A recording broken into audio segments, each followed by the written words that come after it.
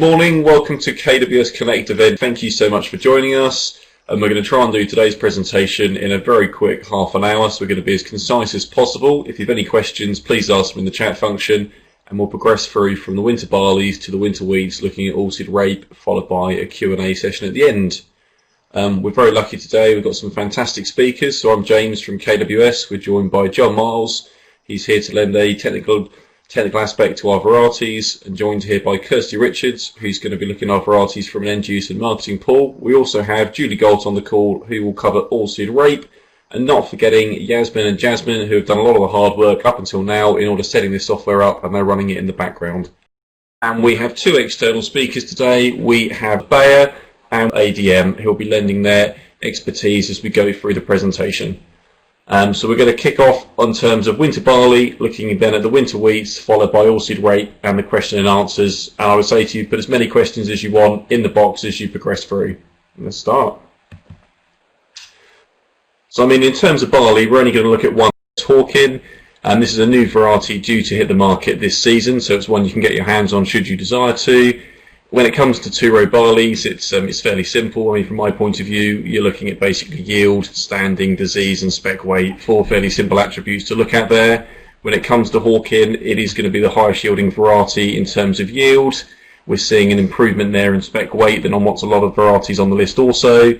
And in terms of disease, it's offering a very, very good package. You know, some very, very strong mildew and Rinko scores there. I mean, John, from your point of view, standing-wise, it seems to be fairly good as well, doesn't it? It does, James. Normally what we talk about is, do we agree with the scores on the recommended list, or do we disagree? And the only one I do disagree with on the scores for Hawking is the stem stiffness. I think if you look at the percentage lodging and leaning, it looks a little bit weaker than we believe it is. If you look into the data, there's some data missing, but it's actually very, very similar to Cassia. So I think from our point of view, we believe that also. So we very much see it, you know, if stem stiffness is key, it's not as stiff as Orwell. We believe it's as stiff as Cassia, and that wasn't a problem on farm at all. As you mentioned, you know, the other varieties recently at that yield level, you know, do have question marks over their stem stiffness. Their light land performance is very good. And also, you know, Orwell is a great variety. Just the mildew's a little bit low, and I think Hawking sort of fixes that. So, yeah, sort of a nice blend between Orwell and Cassia with a bit higher yield, really, James. Yeah, that's a good summary, John. Thank you. I mean, what I'm going to do now, I'm going to speak here from Stuart, who's going to talk us through the barley market quickly. So if we just pass over to Stuart. Slightly better, to be honest, than the situation for Harvest 20, and it's worth just looking at the Harvest 20 first, because we're trading at a significant discount to feed wheat, a figure of probably something like 30 to 32 pound discount to feed wheat, purely because of the size of the UK crop this coming harvest with all the spring barley that's in.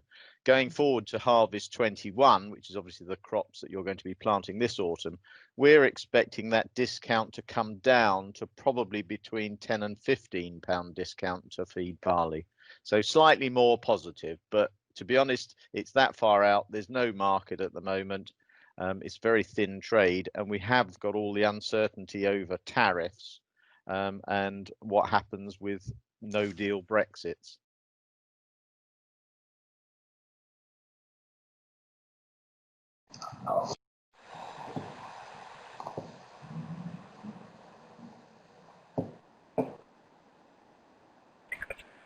Well, thank you very much, Stuart. So, you might have guessed there, Stuart is a recording today. He actually can't make this call, but hopefully you all heard that and it worked quite well. We're going to move now into the wheats. So we're going to start with Zyatt in terms of Group 1s.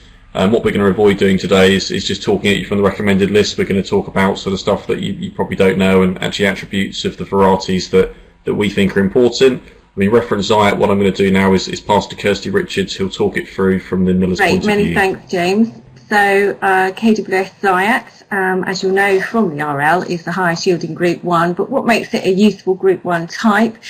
And from a milling and baking perspective, it's all about how flexible the product is in the final use, the end use that they actually require.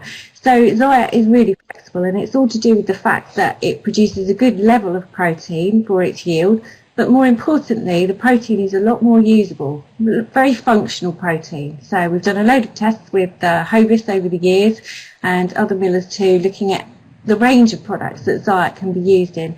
And it's pretty much one of the most flexible products that they've got at the moment. So Zyatt is definitely one that's here to stay.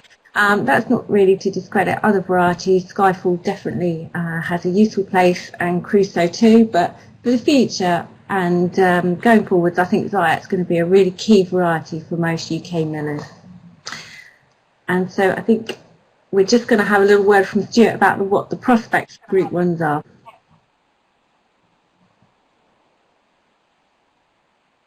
Similar situation to barley, as in with 2020 we've got significant premiums. We're looking at premiums in the high 20s for harvest 20.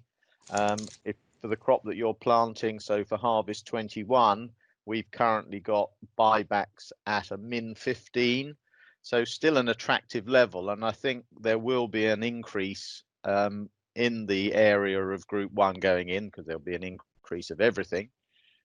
So I think we could well see a significantly larger Group 1 crop harvest 21, and I think if farmers are going to put it in, minimum premiums are well worth looking at.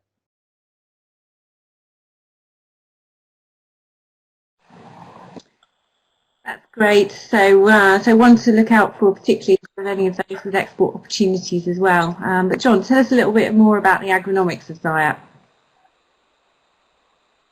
Okay, thanks, Kirsty. I mean, Zyatt's been in the market for a little bit, a few years now, so we pretty much know it. I think there's a couple of things we should really, make clear here. Probably one of the key things that's most is we have had a bad rust year, and we have had a lot of yellow rust in varieties we know we've had yellow rust in before, like Skyfall. Zyatt was increasingly bad last year, and again has taken quite a bit of yellow rust this year. We've always disagreed with the scores a bit on the RL and felt that there was a little bit of a difference between Zyatt and Skyfall. But I think in honesty, if we look at this year, then any difference in rust levels has changed. So agronomically, they both go into the same mindset. The other thing that's important to know is we have an RLT candidate that looks like a Group 2 and a load of national listing candidates that have received moderate feedback from NABIM in terms of being Group 2. So if a Group 1 grower was fed up with yellow rust or had a particularly bad experience this year, there are no other varieties that they could currently look at in that sector to really spread that risk. So it really is still going to be Zyatt and Skyfall and Crusoe, particularly for the south coast. Now, rust is something I think we can easily control, and I'll ask Rosie to comment on that in a minute. But I mean, what we do have within this sector is good septoria resistance, and this is the one we are most worried about, I think, and the one we sort of are in the long term probably facing more challenges with in terms of keeping diversity and resistance and things like that. We have, you can see from the table here, this is last year's the printed RL as you have at the moment, and this is just some of the biggest varieties and the leading septoria scores, and you come down here. And Zyatt has the highest septoria score for the Group 1s at 6.4. Crusoe's a good 6, and Skyfall is just below a 6. And I think really from an agronomic point of view, Rosie, this sort of 6 and then go 6.5 really, it has some strong strengths in the field, doesn't it?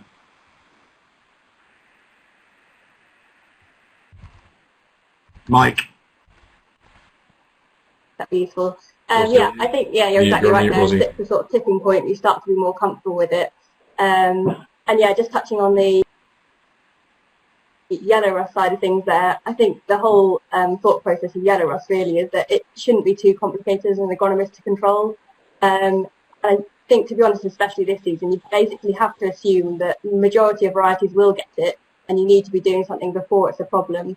And actually, in terms of agronomy, it's simple. 2 kind of rules would be keep the intervals tight and use appropriate chemistry, which doesn't need to be expensive. And if you sort of plan around using an all-round product in the first place, then you're in a good place.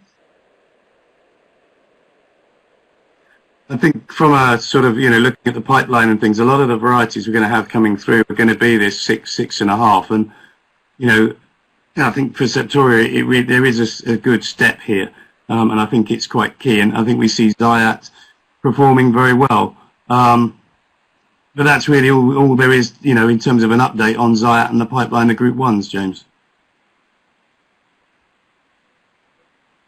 Thank you, John. Thank you, speakers there. Thank you, everybody. I mean, looking now at Extase, so I mean, from my point of view, Extase is one of the most exciting varieties we've seen for probably a decade. You know, it's the ultimate risk management tool as far as I see it. You've got the opportunity here to, you know, every farmer in the UK should consider it, and I think there's a place on every farm for it. So, pretty bold statement. I mean, in terms of markets, it is a Group 2, so I'll pass to Kirsty and she'll run us through what the millers think of Great, Extase. thanks, James. So lots of lovely loaves here baked with KWS Extase. As you said, it is a Group 2, and I think many people often think of a Group 2 as a failed Group 1, and from any end user's perspective, that really isn't the case. A Group 2 is a very specific thing, so it may have a very specific use in the bakery. And if we think back to the days of Soissons, then we'll remember that's when French baguettes and so forth became very popular in in-store bakeries, and that's what that was used for.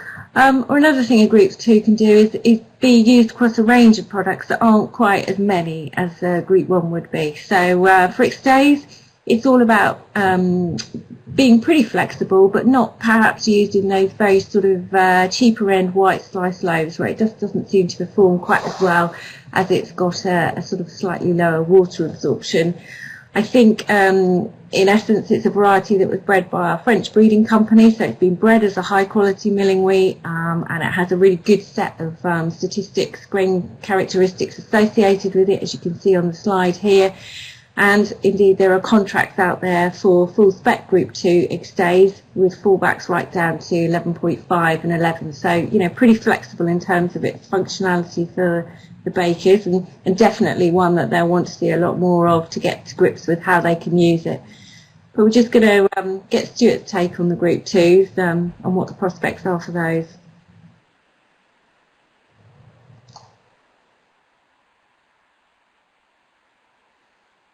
I think, again, that will be determined by planting and the potential premiums for Group 1s, in that, as you say, Group 2s will always trade at a small discount to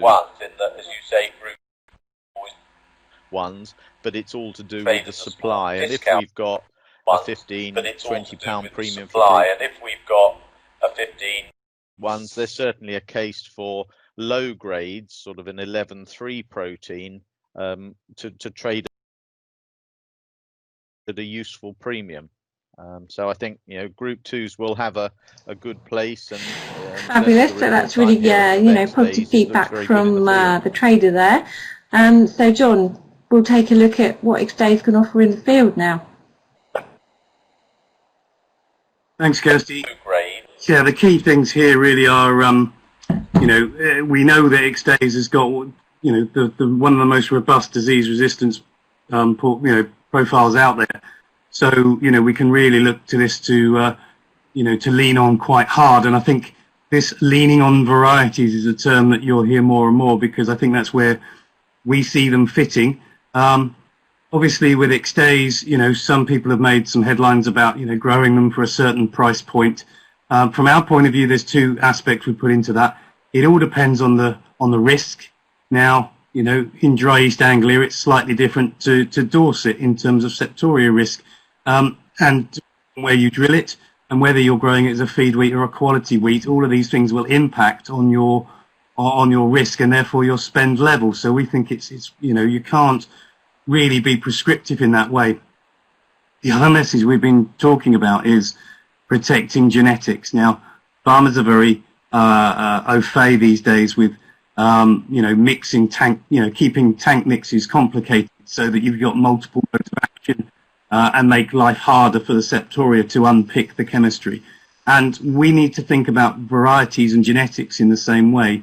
Now, we do believe with Extase, you know, we know we have you know, big major gene resistance coming in there, but we also believe there's a good lot of minor gene resistance. So we think it's fairly secure. But of course, if we don't protect it in some way, then you know, we will lose it quicker, and that's the same for all genetics, and that's quite important. But still, obviously, as Extase is probably going to be one of the cheapest fungicide programs on the farm, and rightly so. But it does depend on risk. Now, the other thing is, I know it's a boring story and it's an old story, but we really still believe that, varieties are about buying you time on farm.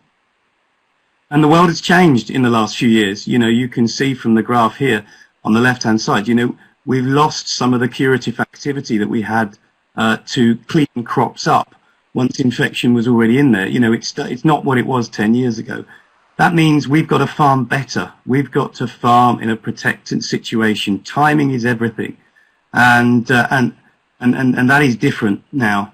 Now, on the right-hand side is a graph I've been using since 2017, which I believe really just demonstrates the role of varieties to a farmer. This is, for me, what it really means to you on farm. And this is the amount of septoria DNA within a leaf. And you can see dear old Trinity was a 5 and a bit for septoria. And at T2, there is already septoria DNA within this leaf. We come across to a Revelation, which was a good 6, and Siskin, which was a near 7. And then if you can imagine an Extase over here, we can extrapolate what that would look like. So at perfect timing, it's only the dear old Trinity with septoria in, but we don't live in a perfect world. And of course, as when we get to plus 10 days, there is significant septoria DNA within a 5 for septoria, and it's starting to get into the 6, and there's a smidge coming into the Siskin here. And of course, you can imagine the Extase would be even cleaner. And it's really this buying you time. And from our point of view, there's two things. Less infection helps your chemistry work in a more protectant way. And of course, we are just losing less yield because of the disease that we've got in the crop. And, we just think that's probably a more important message than it is on sort of, the implications of saving £5 here or there. I mean, Rosie, from a sort of a chemical point of view, I guess you sort of feel these varieties like Extase can offer quite a bit. Yeah, definitely, and I think you make exactly the right point there. It's all about buying you time and therefore putting you in a strong position so you're protecting the chemistry at the point that you use it. We all know that the weather gets in the way and you don't necessarily always get your timings perfect. So then if you know that you're putting your chemistry on still in a protectant scenario, even if you've been delayed, then that's only got to be a good thing for making that chemistry work as hard as it should do and perform as best as possible on those varieties you're applying it to. So yeah, absolutely.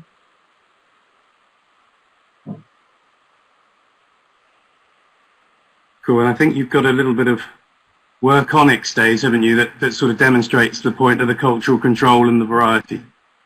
Yeah, this is a really nice little example we've done this year. So that data that James just showed you is some of our older data from a project that we've now been running for 7 years. And this year we've got to the really exciting stage where we're actually getting results, those DNA results back within a few days. So in this case here, James had the opportunity to do 2 tests where we were able to give him a rapid turnaround result. So he did a really nice little example that really highlights the genetic benefits of Extase. So if I just show you exactly what he did. So sample B was an October drilled crop, whereas sample A was a December drilled crop. And you can see the colour there denotes kind of like already you can see that the pressure on that October trip would be higher than the December drilled crop. If we then show you which varieties he drilled, so interestingly, he drilled his Extase early, so therefore, obviously it's a good variety, but drilling it early means it's higher. And then on the later drilled crop, that was actually Perrin, so a much weaker variety in terms of septoria resistance. We then follow the season through. We've obviously had a really warm and wet winter, and so that obviously would have meant the pressure in the lower leaves of the crop septoria would have been higher. But then, as we all know, we've had this extremely dry March and April, I think, and even May was the driest May on record. So actually the pressure in those upper leaves on septoria would have been much lower. So if we then put ourselves in James's shoes, and he'll be trying to make a decision, for example, as T2 timing, what to apply and trying to understand which crop has more disease. And obviously there's so many factors there, it starts to become a bit more complicated. So what we're able to do is he decides to sample both of his leaf twos on both crops to find out the actual level of septoria inside those leaves, which obviously you can't see at that moment in time because of the latent period of septoria. And yeah, these are his results. And I think it's fair to say both results were relatively low given the season we've got, but interestingly, there was significantly more disease in that Perrin, despite it being later drilled, compared to the Extase, which had much lower disease despite it being drilled earlier. So yeah, it just really highlights the value of that chemistry and then going of that variety, and then so that when he's applying his fungicides at that timing at T2, then the Extase will be in a much better position. They'll be protecting his chemistry going forwards and sort of getting better value for money from both his variety and his chemistry. And yeah, I guess just final comment there is he would have had to consider all those factors, and I wouldn't put all the weight on these figures, but obviously it's a really useful sort of tool in the toolbox when it goes forward to planning fungicide decisions. Yeah, that's it for me. Thanks, Rosie. We do see this layering up of variety and cultural control measures and chemistry has really been the way forward, and to protect them all, really. We will touch on maturity a bit later in terms of an example on Parkin, but I mean, one of the other key things we think is massive with Extase is this value of earliness, and it's difficult, you know, because, you know, the farmers, you know, you only see this figure on the RL, and actually there's a lot more to it than that. And this is our dry downs from our field in Cambridgeshire, and you can see coming in here, these are all drilled on the same date, you know, this is in the same trial, and you can see here Parkin and Extase coming in about 2 or 3 days earlier than the lilies and the sky and the siskins. Of course, they're not drilled like that. Now, for Extase, I think we see it working in 2 ways. Like the example that Rosie just gave, you know, use it in that main drilling window at the front end when you've got the highest septoria risk, but then you use your major resistance gene there to keep your costs cost sensible and your risk lower. Of course, then Extase moves in front, and it's quite an early variety to harvest, so it could be one of the first that you harvest, or indeed we use it like a cordial perhaps, you know, where we're going to have a lower yield potential, we still have a decent early harvest date, and we have a much lower risk, and therefore in terms of growing, you know, offers a lot better risk and reward in that way. So we see 2 ways I think we can use Extase. James.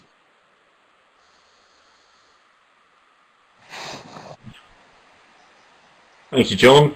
So next we're going to look at KWS Firefly. So this is a variety that we've seen the ultimate risk management tool in Extase, but this is a variety I would say is probably the most complete variety on the recommended list. What we see is the variety with the stiffest straw, one of the widest drilling windows. It's got a 7 for septoria, which makes it the 4th best, and it has a pretty good all-round package in terms of other disease, and it has midge. So it's a variety that I think, you know, is overlooked perhaps. And it's a group 3 also, so I'll pass to Kirsty and we can hear what the Miller's thoughts are on Firefly. Great, thanks, James. So, as you know, a lot of millers, particularly in your region, are very keen to get back to the proper biscuit type, as they say it, in the days of Consort and Clare, and how they used to use them in the bakery. And, you know, to be fair, Barrel and Bassett have done a really good job, and Illicit and so forth, but Firefly, I think, really does herald a bit of a return to a true Group 3. And to be a true Group 3, it's all about, from a biscuit maker's point of view, having the right resistance and extensibility. The key one being extensibility, so how you can actually stretch the dough into a particular shape to make a biscuit and make sure it stays in that shape when it's baked. And Firefly is really good at this because it's very consistent, and that's exactly what they're looking for. So the feedback we've had from end users, millers, and ultimate end users like Cardis and Mondelez and so forth is that, yeah, fantastic potential in this market sector. And also, let's not forget that it does export as well. So it's got UKS. It's a provisional at the moment, and we expect that to be fully upgraded to a positive yes. It has a really nice set of characteristics in terms of P over L. So all positive news in terms of how the product can be used, but let's obviously think about what the market can deliver. So Stuart, tell us a little bit about the Group 3s.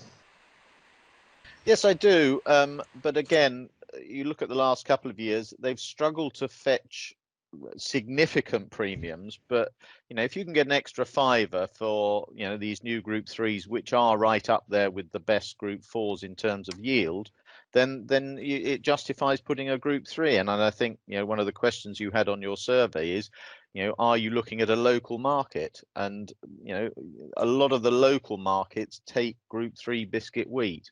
So it's not necessarily going to be so much for the export market, but the inland market will want Group 3 biscuits.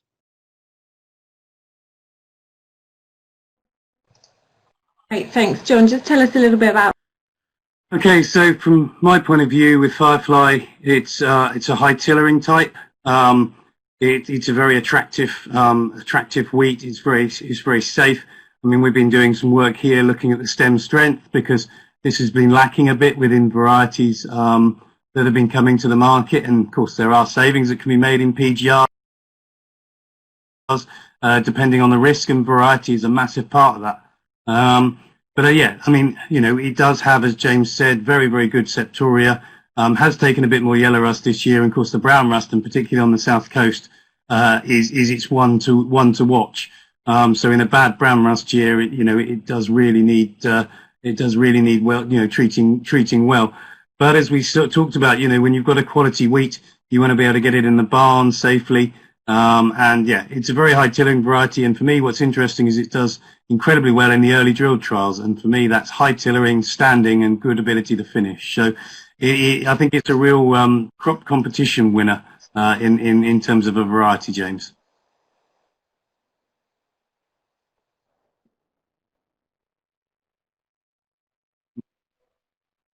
James, can't. But again. Sorry? Did that come through? Sorry, so KWS Parking, new arrival in terms of a Group 4.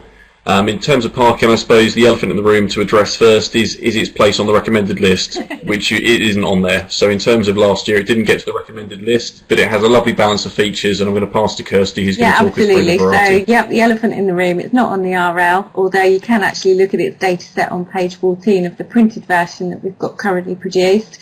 And it didn't make the grade because it obviously just failed to hit that hardcore yield target at the time. But we think there's a lot more to Parkin than just yield. However, it does kind of stack up. And if we look at our trials that we've seen over the past couple of years, this is over a range of sites, you can see Parkin is up there with the Group 4 varieties that are popular on farm at the moment.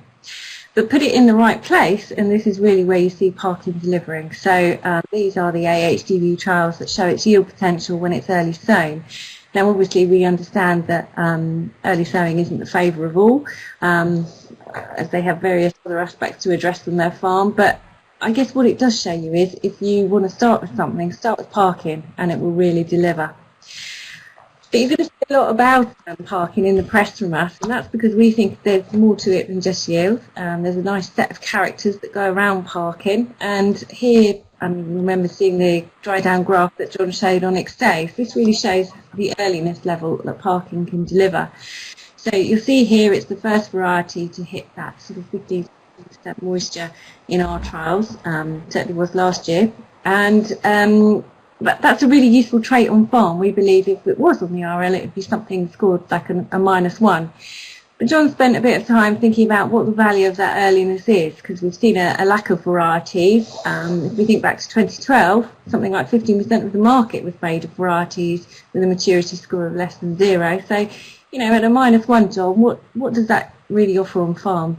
Yeah, thanks, Kirsty. I mean, one of the things is again, going back to this thing that what farmers see and what it really means. And so we sort of looked at and talked to a number of agronomists, and some of them are even on the call, is kind of, if you went back to varieties like Grafton, which you would drill as one of your earliest, and then you had your main drilling Santiago type, what was the realistic difference between harvest dates?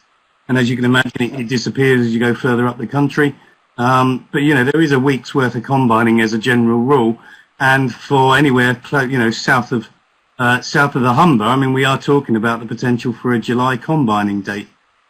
So, as you said, when we had varieties like Soissons before, there was a yield penalty, but it worked, and it was because of the variety and the way it fitted that you used it. But with Extase and with Parkin, you've got yield levels on a par with Graham and others, and so it is competitive, and we feel as though that is a real win going forward, particularly in terms of using them as a second wheat, and second wheat performances on Extase and Parkin is good, and they being able to have that sort of early entry for oilseed rape, which seems key now. So we just think that sort of spread of workload throughout the season, and particularly that early harvest in the last few days of July and the first few days of August, could be massively helpful, because we will have cleaner land that we will want to drill earlier. or more traditional dates. And obviously we will have, you know, blackgrass areas where we will be drilling later as late as we can anyway. So we're going to have, you know, quite a range of drilling dates. It'll be quite nice to be able to have a range of harvest dates at the other end. One of the difficult things was always so what. It always is the thing that you have to mention. It's you know, what does it mean for a farmer? And it's difficult to quantify spread of workload and things like this. And if you use a quality wheat, perhaps there's early markets you can access. But obviously, the thing that has changed in the last couple of decades is the output from some of these combines. And if you look at John Nix or my mate Tom, who reckons he does about 20 hectares in an 8-hour day, you know, that the value of wheat that can be combined in 8 hours now is massive. And of course, there are farms with much bigger machines that are looking at 100 acres a day. So, you know, we can talk about saving bits and bobs of money here and there, but actually when you look at the value of commodity that can be got, it's pretty eye-watering, James.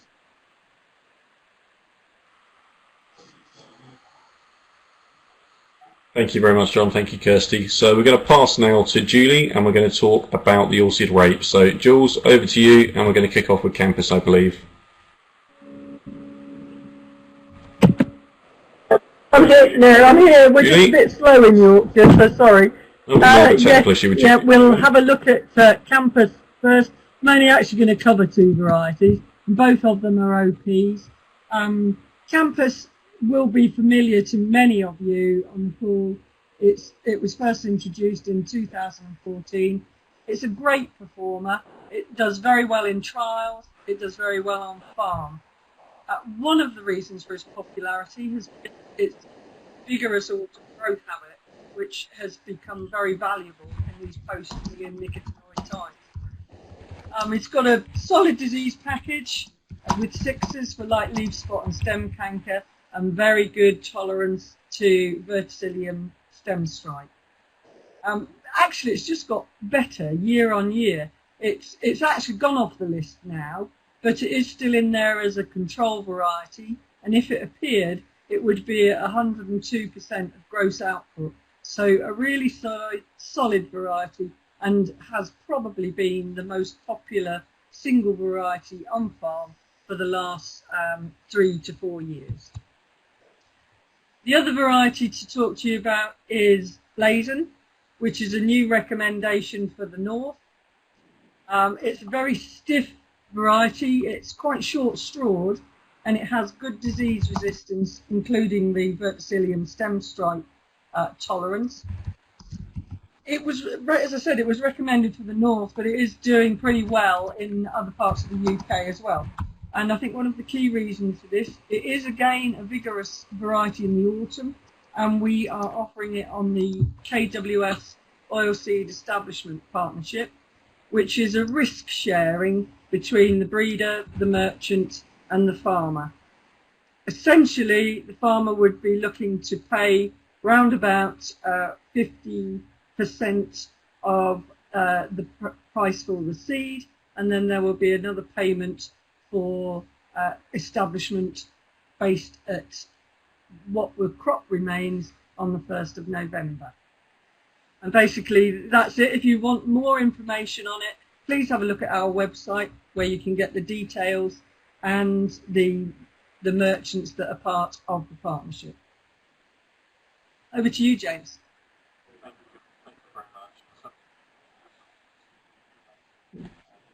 Thank you, Jules. Thank you very much. So, I mean, we're going to move now into the Q&A session here. Just quickly before I do, if any of you need to leave very quickly, in the top left-hand corner, you will see a link to KWS Variety Guide. If you click on that and download that, that contains all of our varieties in there, all of our products from our wheat, our barleys, oilseeds, pulses, sugar beet and our maize. It's been up to date, and also all of our contact details are in there crucially. So if there's any questions and anything you need to know in the future, I'd recommend you download that, and you can then give us a call. We'd be very pleased to hear from you. And now we'll move into the questions. So I suppose the first question we had was from Stuart Sinclair.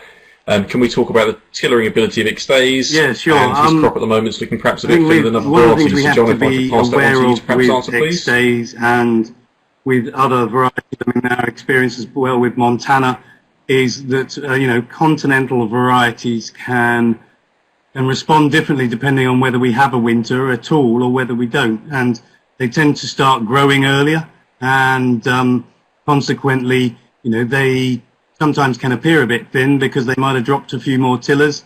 So I think, one of my concerns is sort of, getting the fertilizer on early enough with Extase to make sure we maintain all the tillers that are there. The other thing we should say is that, we wouldn't expect an Extase to be yielding at the same level as a skyscraper or another top yielding variety or a Firefly, because there is this trade-off between disease resistance and ultimate yieldability, because, it takes resource to run resistance mechanisms, and that is resource that can't be put forward for yield. So, like historically, high yielding varieties have always been the dirtier ones, and the most cleaner varieties have always been the lower yielding ones. So, I guess I think it depends on what varieties you're comparing against. But that would be my one thing. We don't see, I think the other thing is with Extase is it is quite an erect, quite an erect plant type. So it doesn't, particularly look very, look very sort of flashy. They can look quite erect. And of course, with this spring, things would have moved quite fast, and with a period of dry, I guess it might have used, might have lost a few tillers.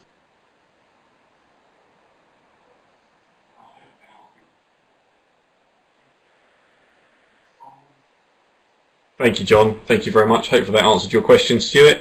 The next question came in from Peter Colrick, probably the phrase of the season, yellow rust, the status of a couple of varieties, the ones that were mentioned. We're not ducking the conversation at all. John, do you want that again? Zyatt was worse for yellow rust last year and has been probably worse again this year. I think what we said at the beginning was we'd put the two of them in the same bracket in terms of agronomy-wise. Will the scores reflect that necessarily? Possibly not, because it is a rolling average, and it depends what scores got entered. Of course, there are areas of the UK that don't get yellow rust or brown rust. So, I think it's very much, you have to take your regional knowledge in terms of what risk you consider it and take it from there. As I say, whether we believe a 5 is right for Zyatt and Skyfall is irrelevant. If they're going to be treated both the same, then that's probably the most important thing. Firefly, yes, we saw some on there last year, and we've probably seen a bit more out there this year. Seen yellow rust on a lot of varieties, and some that we were really hoping we weren't going to. So we probably there probably is race changes out there. Obviously, we won't know what's happened until we get to next February, and NIAB have done their thing, and Diane Saunders at the Sainsbury's lab have done her thing, and we can tell genetically how different they are. Maybe that, hopefully it's just a 1 year thing and it will drift away and it's not very fit. I think it really, with what we've seen this year, whether it be, Firefly and Saki with the Cougar yellow rust resistance, or whether it be the Costellos and the Siskins with the Timaru, everything's taken a bit of yellow rust, which means, you kind of don't have a low risk yellow rust option out there, within a lot of varieties, I would say.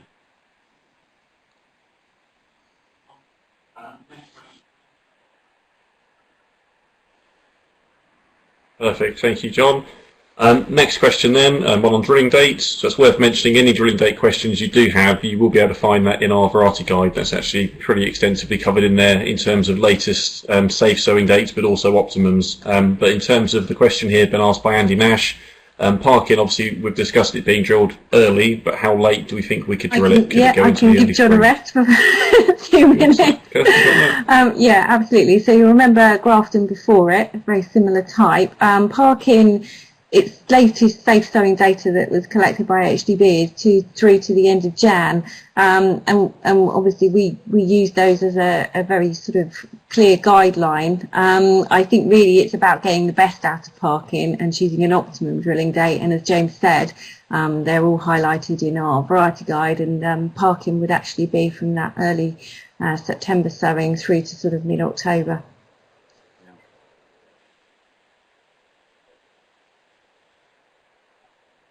Perfect. Thank you, Kirsty. And next question from Facundo Zacato. I do hope I pronounced that correctly. I'm guessing we're talking about direct drilling, basically. So yes, we are. We are looking more at direct drilling in terms of selecting, John, it's very hard to take untreated grains from untreated crops and drill them successfully in a no-till environment.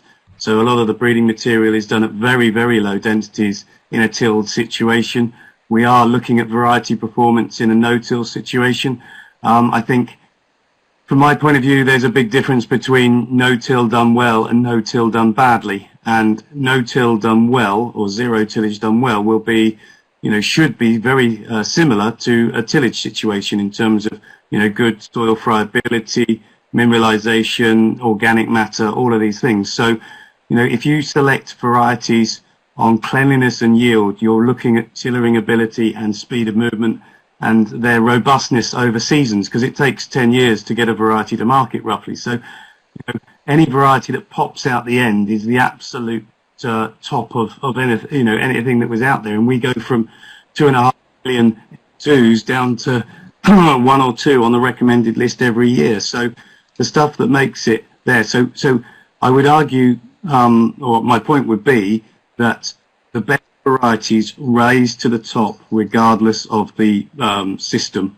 Obviously, a system done badly, certain varieties can help, but there's a point at which, if it's done that badly, then no variety can help. So I think we see, being quite similar, and we are doing more work in terms of trying to show farmers how varieties cope in no-till and what sort of attributes they should be looking for, particularly where you're following a cereal.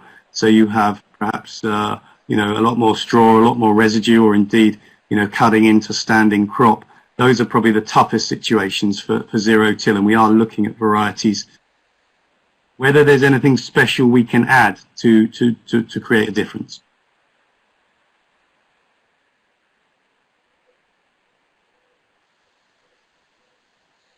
Lovely, nice answer, John. Thank you.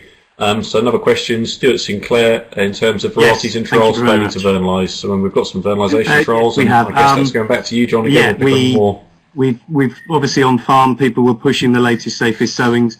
I think for me the key thing is I would get to what the RL says. One, because you don't want to biting you on your bum in terms of advice. But B, what we do see is these late drill crops are only just starting to head now.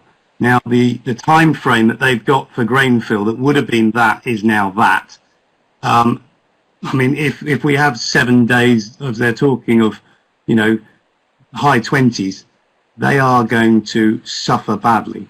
So for me, this whole sort of vernalization, will it throw in here, is a bit of a red herring, because I honestly think once you get past probably first week of Feb, the yield potential from your varieties, the amount you're going to have to spend keeping them clean, and if they're a quality wheat, forget it, because you're not making spec on bushel weight. Is pointless. So yeah, I've got some lovely trials, Stuart. And when I join you for your Teams meeting, I'll show you some videos of stuff we've got. But yeah, I think once you get into Feb, you're really dependent on the season for the quality of the crop that you're going to get.